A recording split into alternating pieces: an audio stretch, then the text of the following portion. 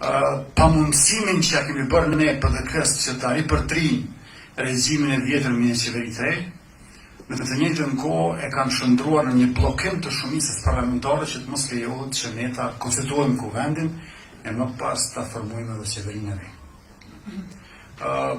Kjo është edhe lojë e nervave, është gjithashtu edhe një ecje e re për lëvizjen dhe vendosje, sepse jemi në një situatë kur nuk do të lëshojmë pe kushësi, por në të njëjtën kohë edhe do të na duhet që shumica parlamentare të veprojë sa më fuqishëm dhe sa më parë, për shkak se nëse shumica parlamentare nuk i formon institucionet në Republikën e Kosovës, atë cili është kuptimi i Republikës së demokracisë. E di që ka pasur zëra se do të ketë edhe zgjedhje të reja, po të kishte mundësi që të kishim zgjedhje të reja, dhe ta kishim shkuar zgjedhje të reja. Neve na kishte çuar të zgjedhje, pas formonës.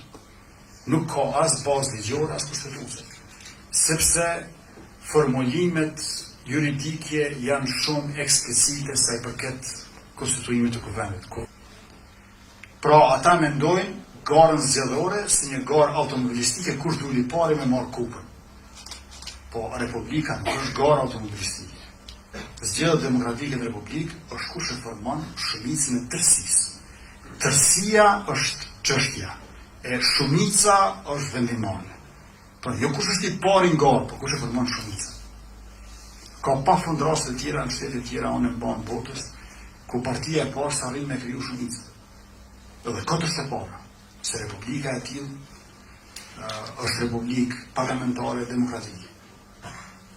Kjo logjika i pari në garë në fakt është realiste, monarkiste. I pari është mbreti, kur vdes ai vjen pasardhësi.